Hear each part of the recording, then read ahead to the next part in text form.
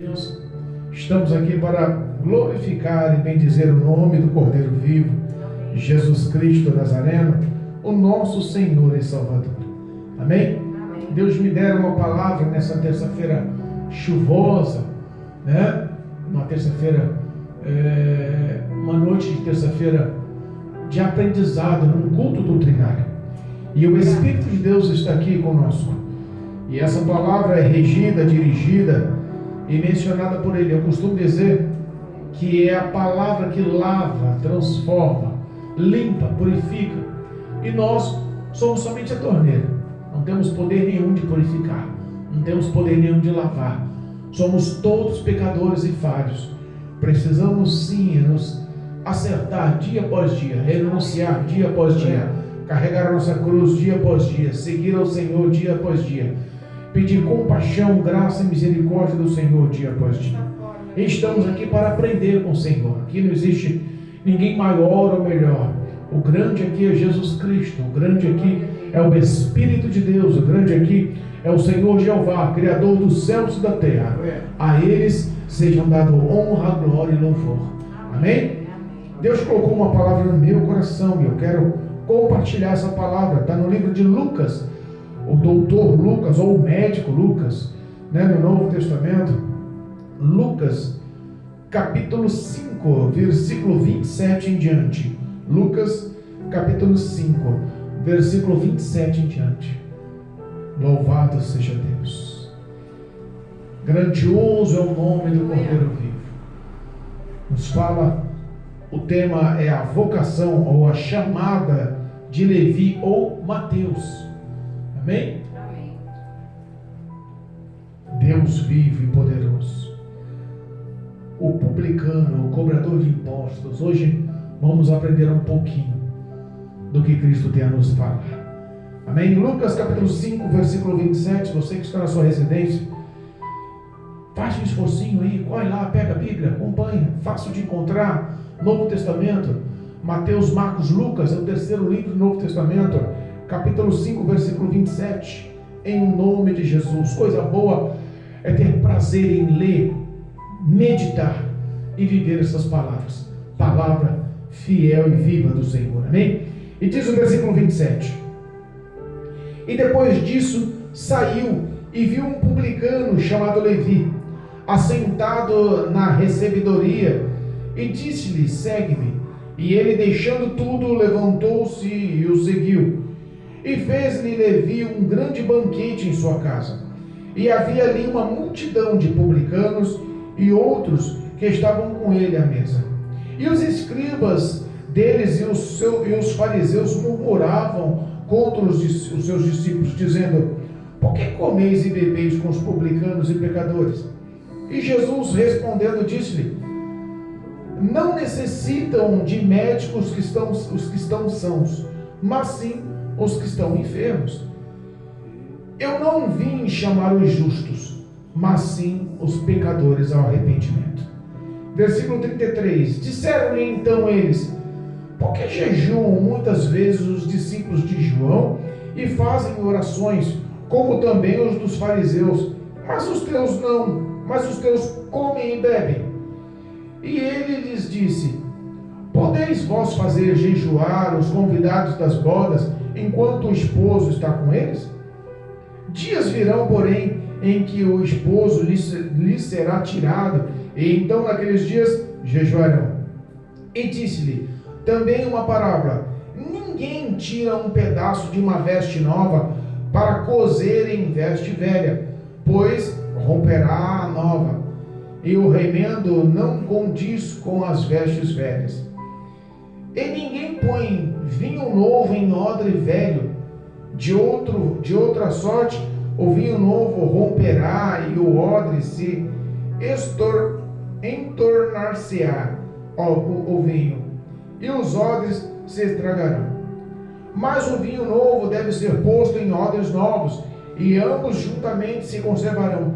E ninguém, tendo bebido o velho, quer logo o novo, porque dizem: melhor é o velho. Amém? Amém. Louvado seja Deus. Podeis assentar. Vamos entender um pouquinho o que o nosso Senhor Jesus tem a nos falar essa noite. Nós estamos aqui com uma palavra focada em costumes. Se fosse eu dar uma palavra, um tema para essa leitura, um tema para a meditação dessa noite, eu daria o tema da seguinte forma: não tem como o velho homem se encaixar com o novo homem e ambos viverem juntos. Não tem como servir a dois senhores. A Bíblia fala que Jesus, no início do seu ministério, ele já tinha grande fama, já tinha sido batizado no Rio Jordão, já tinha passado pelo deserto, já tinha reconhecido todos os seus discípulos, já havia feito muitas curas e milagres, expulsou demônios e pregou em sinagogas, já tinha ido a Nazaré, já tinha voltado de Nazaré, ele já tinha curado a sogra de Pedro, já tinha resgatado Pedro como um dos seus seguidores, como um dos seus discípulos, já juntou todos os 12. Mas a Bíblia fala sobre um cobrador de impostos. Faltava ainda Mateus, faltava ali um publicano. A fama de Jesus era tão intensa que começou a montar-se uma grande multidão aonde quer que ele ia. Se pegarmos a interpretação de Mateus, se pegarmos a interpretação de Marcos e de Lucas, existem pontos de vistas diferenciados. Eu gosto da versão de Lucas, parece que o doutor Lucas ele tinha uma visão um pouco mais abrangente de se expressar. A Bíblia fala que um pouco antes de Cristo encontrar Lucas, ele tinha passado por algumas situações e já estavam no seu calcanhar, vamos dizer assim, os perseguidores, os publicanos e os fariseus. A Bíblia fala que já tinha ali um certo rigor, já tinha ali uma certa situação complicada. Amém? Amém. Se a gente pegar a visão de Marcos, por exemplo, a Bíblia fala que Cristo, ele estava em sua cidade, na cidade de Cafarnaum. Ele tinha já ido lá, na visão de Mateus fala que ele já tinha ido lá, do outro lado do lago Genezaré, e já tinha libertado o endemoniado da cidade de Gadara. Lembra da libertação do endemoniado de Gadara? E depois ele voltara, quando ele voltou para sua cidade, olha só, quando ele voltou para sua cidade, ele fez ali algumas visões, algumas ações, algumas situações que chamaram a atenção de muitos. Aleluia. Chamou a atenção dos que o perseguiam. Ele curou um homem, um paralítico, na entrada da cidade. Esse paralítico foi levado a ele, e a Bíblia fala que ao encontrar aquele paralítico na sua cidade, na cidade costeira, junto ao mar, uma cidade litorânea junto ao mar, a Bíblia fala que ele encontrou um homem paralítico, e esse homem paralítico, ele se condoeu, e ele falou para o paralítico: olha, perdoados estão os seus pecados. Só que a fama dele já estava tão grande, porque ele já tinha confrontado alguns dos fariseus, alguns da sinagoga, com outros milagres, mas começou aqui uma certa cobrança, começou aqui uma certa perseguição constante e direta. Esse paralítico, Jesus chegou nele e disse: olha, perdoados estão os seus pecados. E como Deus é poderoso, e foi revelado a Jesus através do Espírito, que eles estavam arrazoando em seus corações: quem é esse para perdoar pecados? Isso é blasfêmia. Esse aí agora está se titulando o quê? Deus revelara através do Espírito de Deus para Jesus, olha os pensamentos deles, e Jesus olha para eles: olha, por que vocês estão pensando dessa forma? Por que passa isso no coração de vocês? Meu Deus. Não é melhor eu falar, perdoar os seus pecados? Ou o que vocês acham mais difícil? Falar para ele, perdoa os seus pecados? Ou levanta-te e anda, toma a tua cama e vai para a tua casa? Eita Deus. E aí eles ficaram sem palavras. Olha só, começou um confronto. Eita meu Pai. Mas esse confronto tinha começado porque eles já tinham sido... Porque Cristo ele veio confrontar mesmo. Jesus ele veio tirar as máscaras mesmo. Jesus ele veio com o seu poder confrontar a hipocrisia e a ação judaísta de liturgia por obediência às leis, a lei mosaica, e esqueceram do amor. E Cristo veio justamente desmascarar essas ações. Aleluia. Os fariseus ficaram meio assim, e ele falou assim: olha, vamos fazer o seguinte, para que vocês saibam que o Filho do Homem tem poder sobre a face da terra. Ele olhou para o paralítico e falou: paralítico, olha, levanta-te, toma a tua cama, vá para a tua casa, na frente deles. Porque eles só ouviram falar, eles não estavam acompanhando ainda. E eles ouviram falar porque Cristo limpou e purificou há pouco tempo atrás um leproso. Lembra quando ele limpou o leproso? Lembra quando ele chamou Pedro, que ele estava pregando na beira da praia do mar, e uma grande multidão o apertava, e ele viu os dois barquinhos, ele subiu num dos barquinhos, o barqueiro era de Pedro, e depois que ele despediu aquela população, ele olhou para Pedro e falou assim: vai para o alto mar e joga a rede. E aí Pedro falou assim: mas Senhor, passamos a noite inteira pescando, nada pegamos, mas sobre tua palavra. E aí quando eles viram aquela pesca maravilhosa, eles voltaram e Pedro falou: Senhor, afasta-te de mim, lançou-se ao mar, porque eu sou um pecador. Dobrou os joelhos, se quebrantou, e Cristo falou assim: olha, a partir de agora você vai deixar de ser pescador e vai ser pescador de homens. Deixa os peixes dos mares, vai ter que ganhar a alma comigo. Glória a Deus. Ele foi resgatado e logo na sequência, na mesma praia, na mesma cidade, na mesma circunstância, ele encontrou-se com um leproso. E aquele leproso com o coração quebrantado, já conhecendo a fama de Jesus, já conhecendo as palavras de Jesus, já conhecendo a multidão que Jesus arrastava, já conhecendo os discípulos que estavam com ele, já conhecendo a virtude do Pai, porque muitos já tinham falado, muitos já tinham sido curados, muitos tinham sido tocados, muitos tinham sido libertos. E aquele leproso encontrou-se com aquela multidão que estava com Cristo, encontrou com os discípulos que estavam com Cristo, e ele falou, com o coração quebrantado, dobrou o joelho e falou: Senhor! Aleluia! Jesus olha para aquele leproso que não era nem para estar ali. Aí no mínimo, toda aquela multidão deu um passo para trás e falou assim: meu Deus, Jesus vai tocar naquele homem, ele vai pegar lepra também. Eita Deus! E a Bíblia fala que aquele homem com coração humilde, suplicando, imagino eu com lágrimas, eu imagino aquela carne exposta, eu imagino aquelas dores. Ele olha para o Senhor: se tu quiseres, Senhor, tu pode me deixar limpo. E Cristo olha para ele e toca nele e fala assim: eu quero. Glória. Em o nome de Jesus, eu imagino a virtude do toque.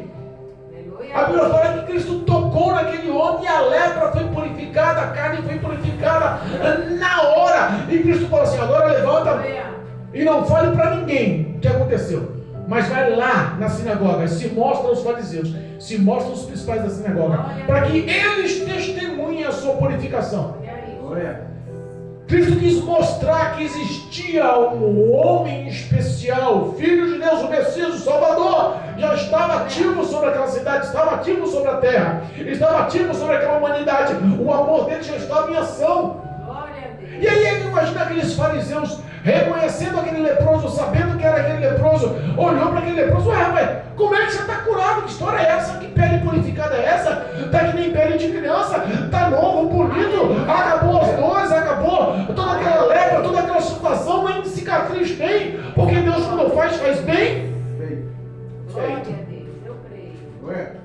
E aí aquele homem tinha falado: olha, quem fez isso? É um homem chamado Jesus Cristo de Nazaré. Ele me curou e mandou eu vir aqui. Eu imagino que os fariseus, os da sinagoga, os príncipes, os doutores da lei, olham assim: quem é esse Jesus? Olha aí. E aí começaram a perseguição, começou a andar com a multidão, começou a saber quem era, começou a conhecer, começou a dar ouvido àquela fama, porque o confronto foi até a sinagoga, a ponto de eles começarem a seguir. Foi por isso que chegou nesse tempo, chegou essa cura desse paralítico, e Jesus olha e falou assim: vocês estão pensando o quê? Melhor é o quê? Perdoar ou falar para ele ser curado? Levanta-te. Ali foi uma ação poderosa de Deus. Mas aqueles homens não iam ficar quietos. A Bíblia fala que naquela mesma areia da praia, naquela mesma cidade, eles caminhando à frente, aquela multidão seguindo, os discípulos com ele. Eles entraram em uma cidade e encontrou muitos publicanos, muitos dos recebedores de impostos. Alguns falam, em Marcos fala alfândega, em Mateus fala recebedoria. Mas eu imagino aquela fileira de cobrador de impostos, aquele montão de mesas e cadeiras. Cada cobrador de impostos tinha soldados do exército romano às suas costas para impor a ordem, impor ali a cobrança efetiva, para evitar algum tipo de tumulto. Eles tinham o poder, eles tinham ali o poder de receber, e tinha a resguarda da segurança do reinado romano.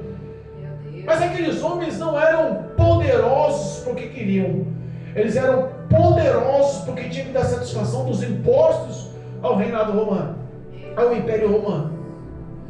Mas aqueles homens tinham uma fama, aqueles homens, eles não eram honestos.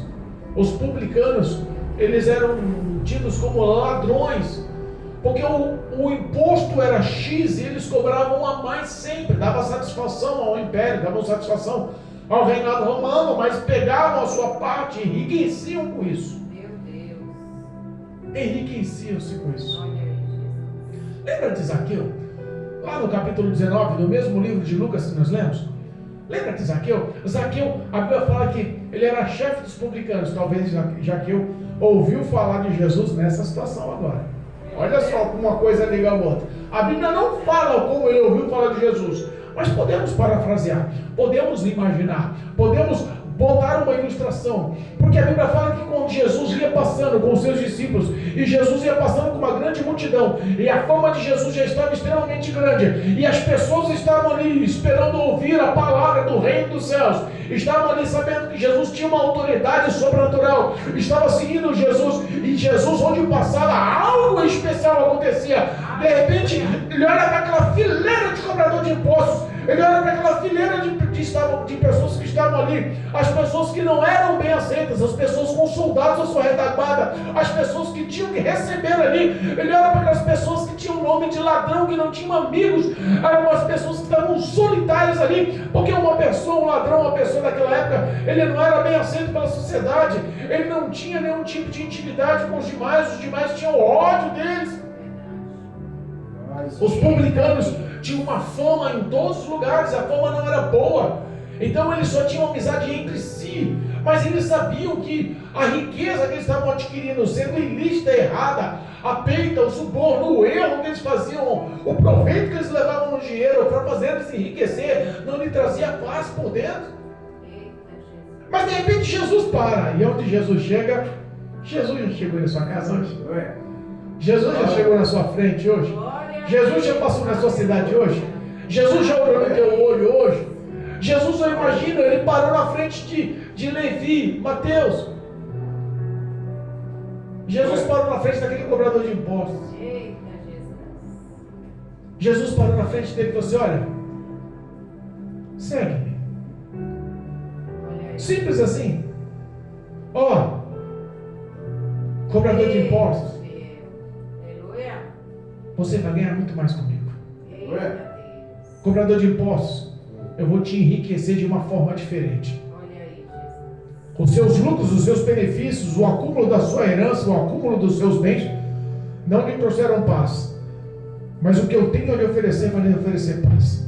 Glória a Deus. Eu imagino que o olhar de Jesus, a voz de Jesus mudou o pensamento. Ele encontrou em Jesus o refúgio que ele precisava, ele encontrou em Jesus o apoio que ele precisava, ele encontrou a ternura, o amor que precisava. A palavra, a afeição, o semblante de Cristo tocou naquele publicano de uma forma diferente, porque a Bíblia fala que aquele homem não pensou duas vezes, abandonou o reinado romano, abandonou a satisfação romana, abandonou as suas riquezas, abandonou a sua parentela, abandonou seus vistas, abandonou aquela fama de ladrão. E a Bíblia fala que ele, se desfazendo do velho homem, ele levantou e seguiu Jesus. A alegria dele, a alegria de Levi, a alegria de Mateus dominou o ser dele. Sabe o que ele fez na sequência? Ele levou para a casa dele Jesus e os discípulos. A multidão seguiu também todos os publicanos, cobradores de impostos. E no meio daquela multidão dos cobradores de impostos tinham também pecadores. Eu sei que a casa dele se encheu de gente e ele fez o quê? Ofereceu um grande banquete. Porque quando Jesus está, a alegria domina o coração do homem. O que ele tem a fazer é única e exclusivamente exaltar e bendizer o nome do Senhor. E o meio que ele encontrou foi abrir as portas da casa dele e oferecer o que ele tinha de melhor. Aquele homem tinha posses. Eu vou fazer um banquete para esse homem. Ele não se importa de estar no meio de cobrador de impostos. Eu vou fazer um banquete para esse homem. Os meus amigos são pecadores e mesmo assim os meus amigos são ladrões e mesmo assim os meus amigos agiram a vida inteira como eu agi e mesmo assim ele não se importa com os feitos. Ele quer saber da nossa vida, do nosso pensamento, da nossa alma. Ele quer trazer paz, ele quer mudar a minha história. Eu não vou perder essa oportunidade. Ele abriu a casa para Jesus, ele abriu a casa para os discípulos. E quando Jesus entrou na casa, entenda, é Jesus entrando na tua casa que a tua vida muda. É Jesus pisando no teu lar que a tua casa muda. A alegria inundou a mente e o coração daquele homem. Porque Jesus sentou à mesa. Chama Jesus hoje para sentar à mesa com você. Convida Jesus hoje para entrar no teu lar. Chama Jesus hoje para oferecer o melhor que você tem para Ele. Chama Jesus para colocar em primeiro lugar na tua vida, em primeiro lugar na tua casa. Troca Jesus pelos seus prazeres carnais. Joga os seus prazeres, as conquistas, o envolvimento que você tem com o roubo, com o errado, com o mundo, e torna a sua vida uma vida santa, uma vida na presença de Deus, uma vida aprovada por Cristo. Jesus quer modelar o teu caráter. Glória a Deus, aleluia. Mas sabe o que aconteceu? Os mesmos fariseus, os mesmos escribas, os que estavam ali e que já tinham recebido aquela afronta de Jesus, melhor lhe é falar o que? Perdoados são os seus pecados, ou levanta e anda. Aquilo foi uma afronta para eles. Eles não quiseram saber do milagre sobrenatural que aconteceu. Eles quiseram saber de encontrar uma falha em Jesus. Meu Deus. E aí, quando eles estavam ali, participando daquele grande banquete, quando eles estavam ali, alegrando-se no meio daquele grande banquete, Deus Todo-Poderoso. Glória a Deus. existe aí uma situação que a gente tem que pensar e entender. Aleluia. Eles falaram entre si, como pode?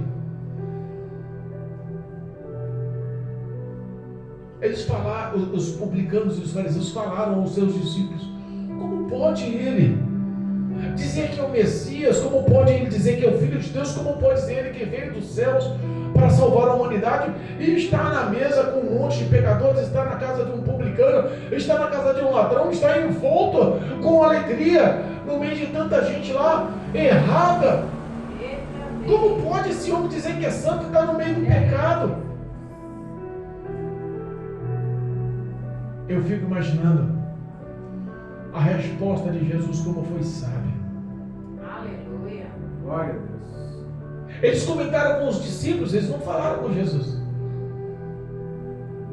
Ele sabia que se ele chegasse perto de Jesus, Jesus já sabia os pensamentos, era revelado por Deus. Eles não queriam um novo confronto. Verdade, meu Pai. Eles não queriam passar vergonha no meio da multidão de novo. Muitos dizem que as palavras de Jesus só são amor e só são mansidão, mas repara que houve um certo confronto. Tinha uma certa advertência, tinha uma certa repreensão no tom da voz. E eles chegaram nos discípulos, já não falaram com Jesus. Porque quando eles falavam, comentavam e mencionavam, e estavam com seus pensamentos corruptos pensando, Cristo advertiu na cara deles: por que vocês pensais isso? Por que deixou subir ao coração isso? Mas dessa vez não. Eles falaram com os discípulos, e os discípulos, ao ouvir, Cristo também ouviu. Os discípulos responderam? Não, quem respondeu foi o próprio Jesus.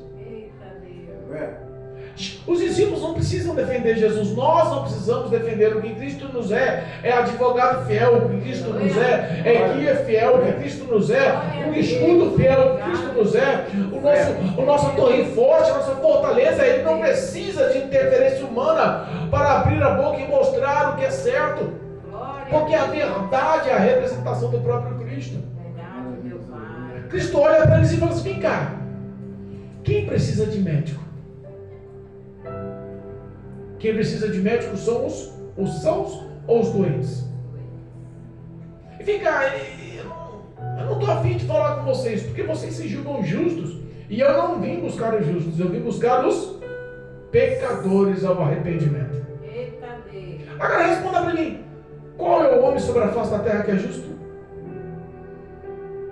É por isso que ele falou: eu vim buscar os pecadores, porque todos somos pecadores. Mas por que ele falou isso para os fariseus? Por que ele falou isso para os escribas? Porque eles se intitulavam judeus extremamente santos e salvos, justos e corretos. As ações deles eram as ações focadas na lei. Se eles obedecessem à lei, para eles todos tinham que aprovar, a ponto de ele ser aceito para com Deus e estar com a sua salvação garantida. A salvação para eles era a obediência àquelas leis. E Jesus veio confrontar: quem precisa de médico é quem está doente. Eu sou a cura desse mundo. Olha aí. Eu não estou a fim de buscar pessoas arrogantes com o ego lá em cima, se intitulam justos como vocês, porque vocês não precisam de mim, mas eles sim, que têm fama de ladrão, mas que são solitários, que têm a alma quebrantada, que estão à espera de uma salvação, que estão à espera de um refúgio, que estão à espera de paz, que estão à espera de alegria, que estão à espera de mudança, que têm esperança de ter uma vida nova, uma aceitação nova, a estrutura da vida dele mudada. Eles sim precisam sim. Eu vim buscar os pecadores ao arrependimento. Eu imagino que a reunião daqueles publicanos deve ter chegado ao ouvido de Zaqueu. Se nós estamos em Lucas capítulo 5 para Lucas capítulo 19, ele deve ter ouvido falar através dos outros publicanos, dos outros cobradores de impostos. Rapaz, vai passar aqui, ó, por Cafarnaum. Vai passar aqui, ó. Jesus vai passar. E lá, vai lá. Ele correu em cima da figueira para conhecer Jesus, porque ele já tinha ouvido falar. E coisa boa ouvir falar de Jesus. Repare que Jesus, ele salvou um como discípulo e seguidor. Mas a impactação das suas palavras contaminou e dominou a mente e o coração de outros. Aleluia. Aqueles homens não entenderam, porque eles não queriam de forma alguma dar o braço a torcer, de forma alguma entender. Aleluia. E eles começaram mais uma vez a indagar. O Espírito Santo de Deus sobre a vida do nosso Senhor e Salvador Jesus deu-lhe sabedoria para responder às indagações. Aleluia. Como sempre, através de parábolas e histórias. Olha aí, Jesus. Dessa vez virou uma mistura de perguntas. Os fariseus e os discípulos começaram a perguntar. E não só dessa vez os fariseus e os discípulos, também começaram a perguntar os discípulos de João o Batista. Porque até hoje muitos judeus confundem João o Batista com o Senhor e Cristo. Ele arrecadou muitos seguidores. Até hoje a fama de João o Batista percorre entre os judeus. Os fariseus se intitulavam os justos, os santos, os corretos, e tinham também a sua porção de seguidores e discípulos. Então se misturou ali os discípulos e seguidores de Jesus, se misturou ali os discípulos e seguidores de João o Batista, que já tinha falecido nessa época, já tinha sido morto, decapitado nessa época, e misturou-se ali também os discípulos e seguidores dos fariseus. Olha só como misturou 3 tipos de seguidores, 3 tipos de discípulos. Mas aí os discípulos dos fariseus e os discípulos de João o Batista começaram a indagá-los. E aí os fariseus começaram a entrar na história.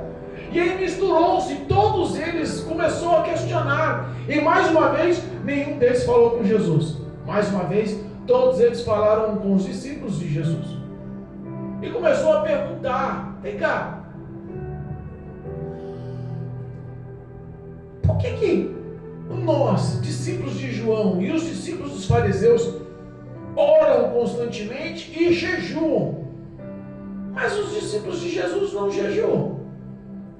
Pelo contrário, eles comem e bebem à vontade. Para pensar, Mateus estava na casa dele, rico, cheio de posses, com a casa cheia de amigos. Porque por mais que eles eram cobradores de impostos, publicanos que tinham uma fama, eles eram amigos mesmo, sendo os ladrões entre amigos. E a casa estava cheia de pecadores e ladrões, mas eles estavam todos alegres, porque a presença de Jesus leva alegria onde entra. E aí eles não se condoeram, eles não conseguiram ficar calados, eles não conseguiram suportar aquela alegria e começaram a indagar os discípulos: por que a gente tem que jejuar e vocês estão aí comendo e bebendo à vontade? Eita Deus, olha aí. E aí Jesus mais uma vez toma a frente e responde. Eles não queriam confronto com Jesus, mas estavam todos lançando setinhas indiretas. Sabe aquelas indiretinhas? E Jesus, como sempre, direcionado pela verdade, ele sempre indagava e respondia. Aleluia. Ele fez uma ilustração. As parábolas de Jesus são fantásticas. Se nós começássemos a pensar um pouco mais da forma que Jesus falava para que o povo entendesse, e nós pudéssemos levar essas parábolas para as nossas vidas, para o nosso cotidiano, para a nossa vida, a nossa história mudaria. Jesus olha para eles e fala assim: vem cá, como pode os convidados ficarem em jejum na presença do noivo num dia de casamento? Ele quis dizer o seguinte: imagina só, é um casamento notório de pessoas amadas, e os casamentos dos judeus, as festas demoravam até 7 dias.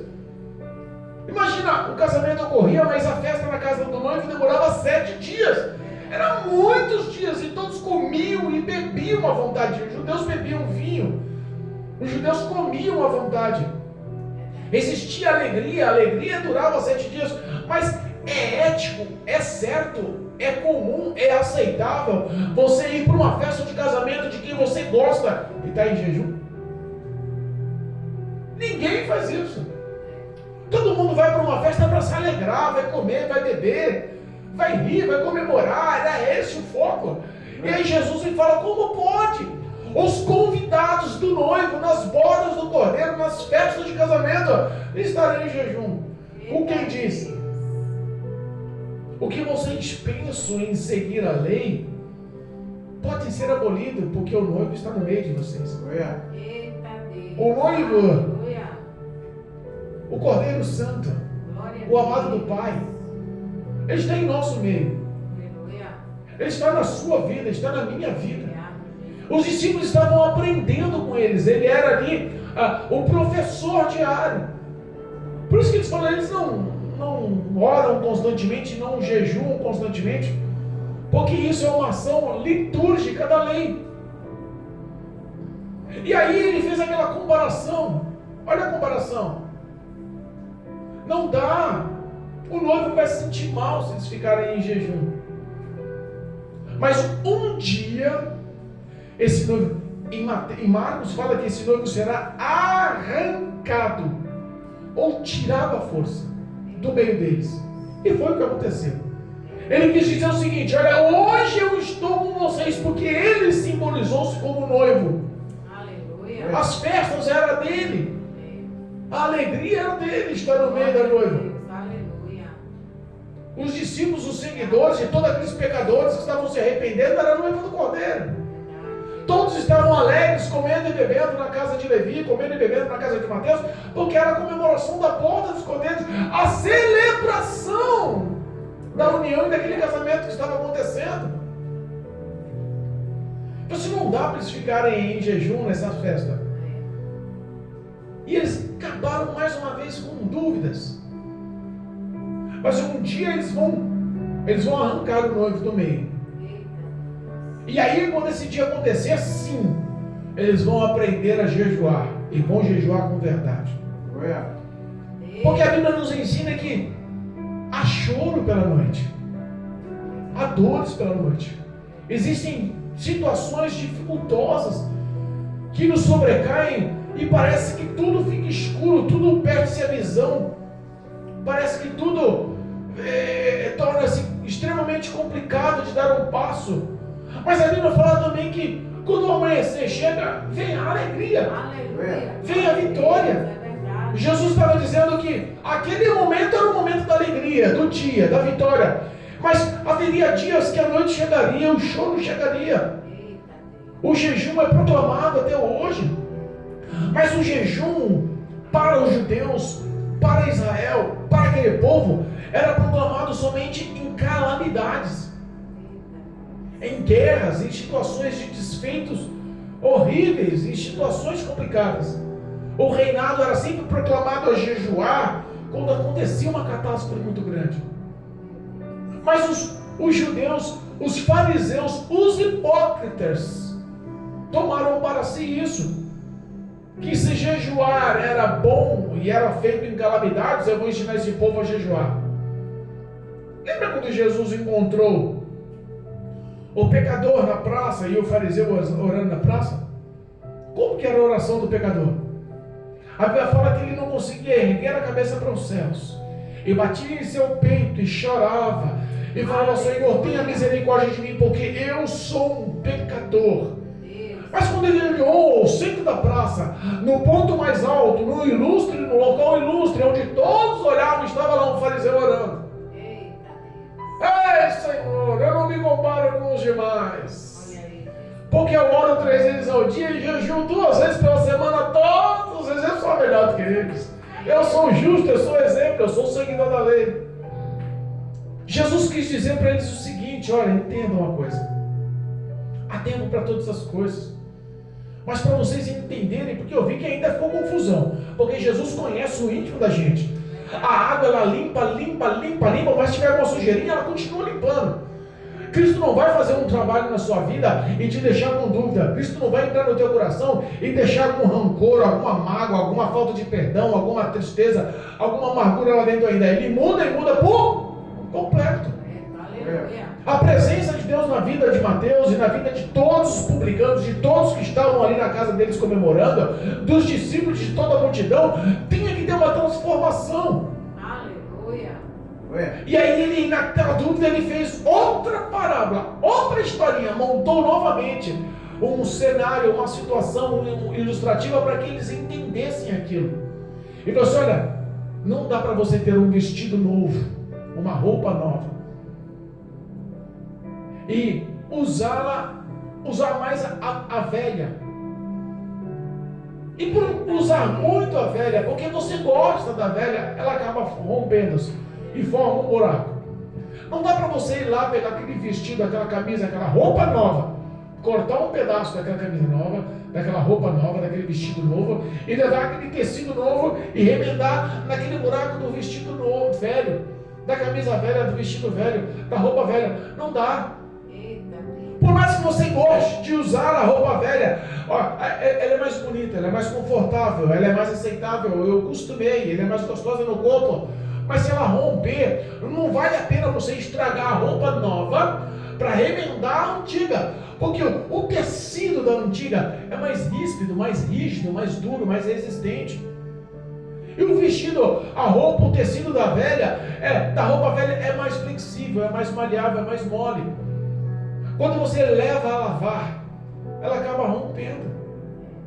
E aí a Bíblia fala que o rompimento, o buraco daquele vestido, daquela roupa, daquele tecido velho, se tornaram muito maior. Ele fez outro comparativo, é a mesma coisa o vinho e o odre. Essa bolsa de couro, como os dizem os espanhóis, aquela bota de vinho. Esse recipiente, essa bolsa de couro, eram usados na época para armazenamento dos vinhos. Hoje, os grandes armazenamentos estão feitos em barris ou em garrafas de vidro. Mas na época não, era naquelas bolsas de couro. E o couro, ele se adaptava aos vinhos. Se você pegasse um couro muito velho, ele dava uma certa ressecada. Com o passar do tempo, ele era úmido por dentro e seco por fora, ele acabava ressecando. E se você pegasse aquele odre, aquele odre, ou aquela bolsa de couro velha, e colocasse um vinho novo, o vinho novo ainda estava no processo de fermentação. E a fermentação ia estufar, ia forçar, ia romper, ia trincar aquela de bolsa de couro antiga, ia vazar, ia se perder o recipiente de couro, ia se perder o vinho. E aí Jesus falou: olha, não dá, vinho novo só bota em odre novo. O recipiente de couro também tem que ser novo para botar o vinho. Aleluia. E o povo e ficou: peraí, mas a lei ainda está no período antigo, está como recipiente antigo, está como uma roupa antiga, mas ela já se rompeu. Essa veste antiga, velha, ela já rasgou. Todo mundo aceita, ela é gostosa, todo mundo aprovou. É que nem o vinho mais velho, todo mundo aprova. O último versículo está dizendo assim, ó: se você beber o vinho velho, não quer saber do novo, porque melhor, o mais gostoso, o mais aceitável é o antigo. Por que isso? Porque na realidade a lei, olha só, já se passaram mais de 2000 anos. A lei de Moisés até Cristo passou-se 2000 anos. E todo mundo aprendeu que respeitar e obedecer as leis era o certo e era o aceitável. E os fariseus, eles já tinham dominado aquela situação a ponto de se sentir justos, corretos e dominar a cabeça dos seus discípulos e apregoar uma liturgia antiga que não fazia parte do amor, que não fazia parte a graça, que não fazia parte a misericórdia. E aí, em Mateus fala assim, olha, eu quero que vocês aprendam o que é misericórdia e não sacrifício. Aleluia. Eu quero que vocês aprendam que o vinho novo não pode ser posto no antigo, porque vai se romper. A graça do Senhor Jesus, a salvação do Senhor Jesus, a misericórdia do Senhor Jesus, o perdão do Senhor Jesus veio para mudar a história. Veio para ser colocado em vinho, o vinho novo veio para ser colocado em odre novo, em recipiente novo, em bolsa de couro nova, porque ambos se conservarão. Acabou o tempo antigo.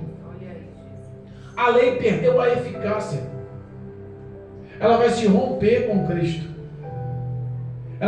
O buraco da roupa vai aumentar. O recipiente de couro não vai aguentar a fermentação. Ele vai se estourar. A lei, ela vai romper, ela não vai aguentar a graça. Imagina se a lei não tivesse sido rompida, se a lei fosse eficaz, se a roupa velha, vocês estão entendendo? Se a roupa velha, ela resistisse um remendo novo, estaria hoje ativo ainda a lei.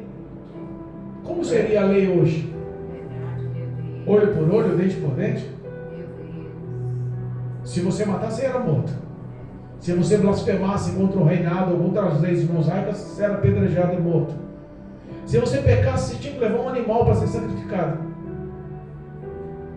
Acho que não haveria mais pedras para matar tanta gente apedrejada. Eu acho que não teria mais nenhum animal sobre a face da terra, de tanto sacrifício. Eu acho que os sacerdotes seriam o emprego mais cobiçado que existiria hoje. Não daria conta. Imagina as filas, senha. Vou te dar senha. Quem pecou mais? Quem pecou menos? Quem adulterou? Quem matou? Quem roubou? Quem falou mal? Quem contou só uma mentirinha? A mentirinha é só um pombinho. Vem cá, arruma um pombinho, traz. Pode ser qualquer um, que já não tem mais nenhum. Você arruma um. Não precisa ser mais puro, branco. Não precisa ser mais... Não pode ser qualquer um, porque... Verdade, Jesus. Imagina como a lei, ela tinha que ser rompida. Porque se fosse seguir a lei mosaica hoje, no ano 2023, como é que estaria a face da terra? Muitos teriam sido condenados. Muitos estariam entrando no inferno, assim, sem probabilidade de salvação. os céus estariam vazios e o inferno estaria transbordando. O diabo teria sua vitória, porque tudo constituía a derrota do homem, tudo levava à destruição do homem. Cristo veio e quebrou esse vínculo satânico. Aleluia. A morte no Calvário, o preço na cruz, a cédula, a moeda paga na cruz do Calvário, a coroa de espinho, o sangue correndo, os açoites nas costas, as mãos perfuradas, os pés perfurados, a morte na cruz do Calvário por asfixia, toda a zombaria, toda a dor, tudo que sofreu, veio para quebrar esse jugo, veio para romper esse odre, veio para acabar rasgando ainda mais o buraco dessas vestes antigas. Ele veio justamente buscar os que estão enfermos, os que estão doentes. Ele veio para salvar e levar os pecadores ao arrependimento. Ele veio por amor do ser humano. Você que está ouvindo aí, entenda, preço muito alto foi pago. Cristo mudou a história da humanidade por amor. Se muitos estão tentando pensar que a sua vida não tem valor, não tem preço, que não vale nada, que o diabo é assim, ele tenta jogar na cabeça do ser humano que ele não tem méritos e não tem crédito algum, que Deus não está olhando para você. Levi, sentado cobrando aqueles impostos, eu imagino que o coração dele estava num buraco. A carteira devia estar cheia, o bolso devia estar cheio de dinheiro. O furto, o roubo, o engano, o desvio das moedas do dinheiro talvez estava repleto, abundante, mas o coração dele vazio. E é assim que o coração de muitos estão hoje. É assim que o coração de muitas pessoas que buscam e correm atrás das conquistas e dos empregos, do dinheiro e da ostentação, da fama e da compra. O coração de muitos estão assim, solitários, esperando um momento de paz, querendo ser feliz de verdade, porque parece que as compras não adiantam mais. Parece que o celular novo que você comprou já não tem mais o mesmo efeito. Um ano depois você já quer comprar um novo. Parece que aquele carro hiper tecnológico que você financiou em 36 ou em 48 meses, parece que já perdeu o prazer depois de um ano. Você já está pensando em comprar um mais moderno, porque aquele já não tem mais crédito. Parece que o casamento que você tanto sonhou e almejou, com aquele homem fantástico, aquela mulher fantástica, parece que perdeu a graça quando dividiram o mesmo teto. Parece que algumas verdades mostrou aí que o homem não pode ser feliz se Deus não estiver nos casamentos, não tiver número 1 nos relacionamentos. Parece que a frustração aconteceu, a decepção aconteceu, a traição aconteceu, a falta de respeito aconteceu. Parece que a estrutura do casamento perdeu o alicerce. Não importa o quanto dinheiro você gastou na lua de mel, não importa qual o valor da sua conta bancária, não importa qual é a fama que você tem. Parece que sempre você quer mais. Levi estava se sentindo assim, abastado no seu dinheiro, mas falido no seu sentimento. Ele estava se sentindo rico, com muitos bens, com muitas propriedades, mas pobre no teu coração, falido nos seus sentimentos. E Jesus veio para mostrar que existem tesouros maiores, existem valores maiores. Jesus veio mostrar que o tesouro dessa terra, ladrão rouba, os bens dessa terra, o ferrugem consome, a traça acaba. Mas o que Ele tem preparado nos céus para a tua alma, para a tua vida, é muito maior e melhor. Lá não se estraga, não se perde, ninguém rouba, lá não tem fim. A morte de Jesus na cruz do Calvário veio para mudar e para ser um marco na tua história. O que Ele espera simplesmente que você faça como Mateus fez. Abandonou o velho homem, abandonou o publicano, abandonou o cobrador de impostos, abandonou toda aquela vida outrora de pecados. Levantou e seguiu a Jesus. Levantou e obedeceu a Jesus. Levantou e foi fiel a Jesus. Levantou e teve uma nova vida com Jesus. Levantou e aceitou a Jesus publicamente, com seus feitos, com seu coração, com as suas ações. E os seus sentimentos mudaram. A alegria entrou no teu lar, a alegria entrou no teu coração, a alegria mudou a tua vida. Ele teve a paz que ele sempre quis, a aceitação que ele sempre quis. Ele aprendeu a ser amado e a amar como ele nunca pensou em ser. Existe salvação para a tua vida, sim.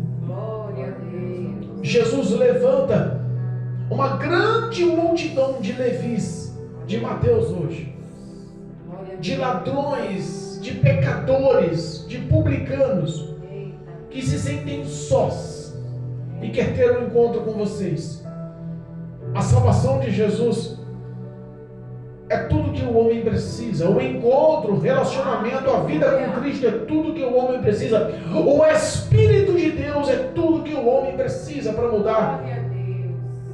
Cristo quer te fazer uma nova criatura, quer transformar a tua vida, quer te levar para os céus. Há esperança, sim. A hipocrisia dos fariseus possa não entender, e pelo contrário, quer até te contaminar. Mas a Bíblia fala que se o Filho vos libertar, verdadeiramente sereis livres. Jesus quer te libertar de todos esses pensamentos.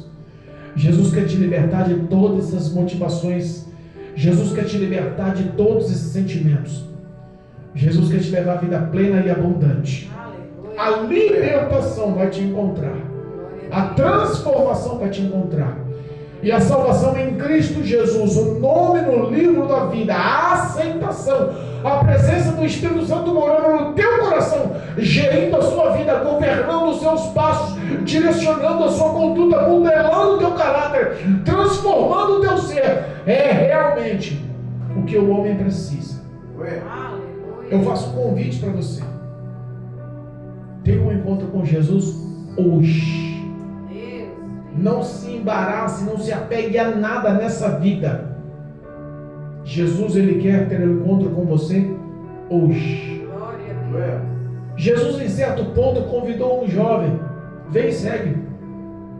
Aquele jovem olhou para Jesus e falou: Senhor, deixa eu correr na minha casa, despedir do meu pai e da minha mãe. Jesus olhou para você: deixa que os mortos enterrem os mortos. Eles se despedem, eles se desprendem, deixa eles lá. Segue os vivos. Levi não pensou duas vezes, ele levantou e seguiu. Em o nome de Jesus, o convite está feito. A oportunidade é essa. E vos lembro, o amanhã não vos pertence. Amém, igreja? Amém. Louvado seja Deus. Que essas palavras possam ter a oportunidade de frutificar em teu coração. E que você saiba que há esperança, sim. Que a hipocrisia desse mundo não pode te contaminar, mas que Cristo, essa hora, quer mudar a sua vida e te levar para os céus, em nome de Jesus. Amém? Louvado seja Deus, glorificado é o nome de Jesus. Eu engrandeço a Deus por a oportunidade.